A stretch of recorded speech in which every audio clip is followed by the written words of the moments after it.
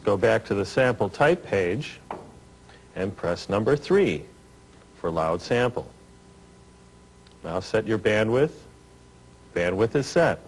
The record time is set. And the sample point is set. So go directly to sampling trigger and record loud. Loud. Go to your next page and press enter and you will hear loud. Now play it on the keyboard and you will, if you strike middle C gently, you will hear soft. Soft. If you strike middle C harder, you will hear loud and soft. Loud. If you strike it at different velocities, you will hear both samples play simultaneously. There are lots of possibilities for this function. For instance, you can be playing strings and just hit a key harder and get brass over strings. The important thing with digital sampling is to use your imagination. Okay, if you have any questions about anything we've done so far, you might want to rewind the tape and review. If not, let's move ahead and do some sample editing. Okay, now that we've recorded some basic samples, there's a number of ways we can alter or edit them. So let's press the button marked Edit Sample and see what we can do to change our raw samples. Okay, let's go on to page 1.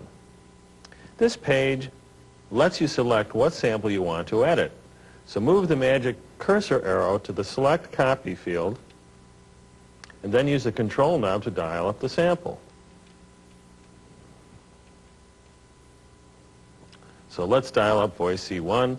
This section also lets you copy a sample if you have enough memory, or delete. For now we want to edit a sample. So now that we have dialed up voice C1, let's go on to the next page. This page determines what sound sources heard when playing. On monitor, you will hear only the sample chosen on page 1, played exactly as it was recorded, in reference to the exact sample point. If you choose a program that has the present sample in one of its key groups, see Edit Program, it will sound as if it was placed in that program, in reference to transposition, nominal pitch, filtering, etc. This page controls 3 different functions. Number 1, loudness, which lets you set overall volume of the sample, either plus 50 or minus 50 degrees. Number 2, nominal pitch. This section determines at what pitch the sample will be sounded. To lower the pitch, raise the nominal pitch. Number 3, fine pitch. This lets you fine-tune any of your samples that might have been recorded slightly out of pitch. Let's go to the next page. Pages 4 through 9 deal with a process known as looping. Since it takes a lot of memory to sustain a long, continuous sound, you can use looping technique and take a short 2-second sample and connect the end of the sound back to a point in the middle, much like splicing a tape loop. Page 4 simply gives you a choice of replay modes.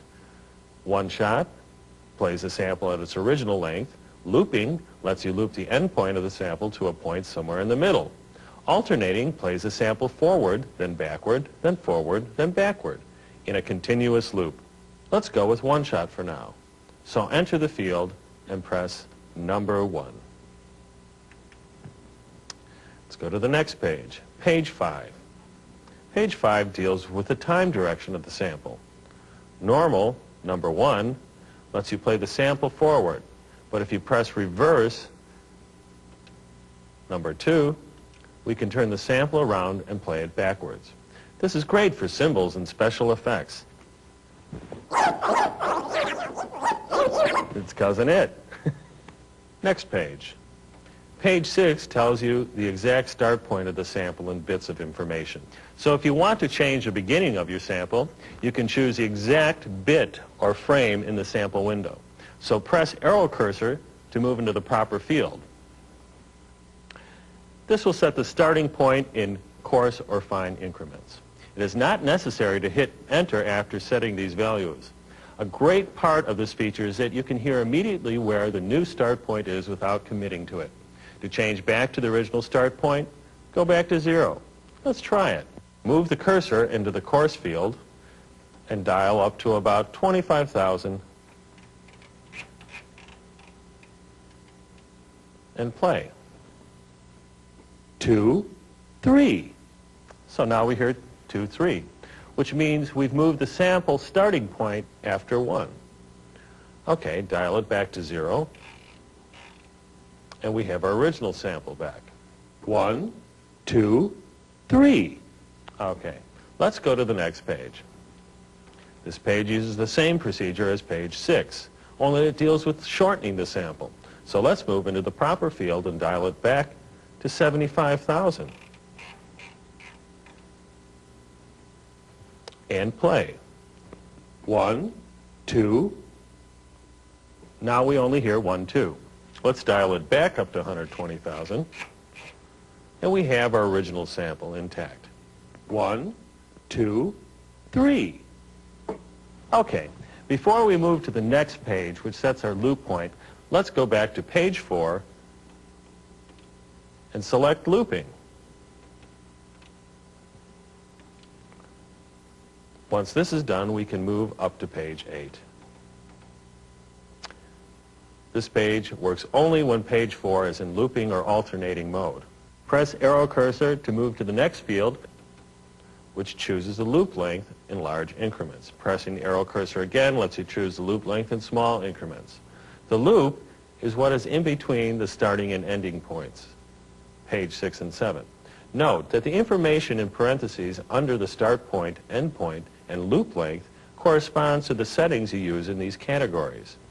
Press arrow cursor again to get into the auto looping field. This is a computer guess as to what the loop length should be. Once you have determined your loop length, make a note of what it is and move the cursor over to the auto field. Pressing enter activates the computer guess of the loop length. This may be done over and over, so mark down the numbers that sound best. So let's dial in 3/4 of the total, or about 84,000, and check our loop.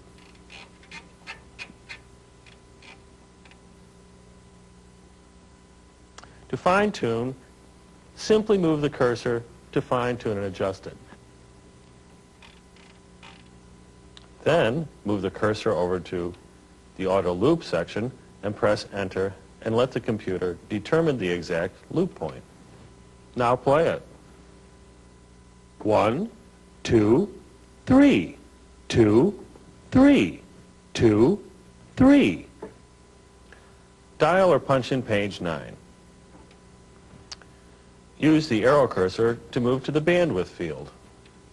This does exactly what it says. Resamples at 1/2 bandwidth and opens up more memory. So, for instance, if we sampled at 16,000 hertz, we could resample at half bandwidth and have 8,000 hertz. Okay, when you do this yourself, you want to keep a copy of the original on disk in case you don't like the new one, but we'll get into disk functions later. Press arrow cursor to move to the next field. After you've set a new start and end point, pressing enter erases all data before and after the new points, again opening up more memory. Dial or punch in page 10. This is for splicing two samples together. The sample called up first is our first sample. Move the arrow cursor to the next field that selects the second sample. Now dial until you come to the one you want to use for sample number 2. Press arrow cursor again, then letter. Now name the new sample. Note, make sure that you have enough memory to make the new sample. Okay, let's go to page 11.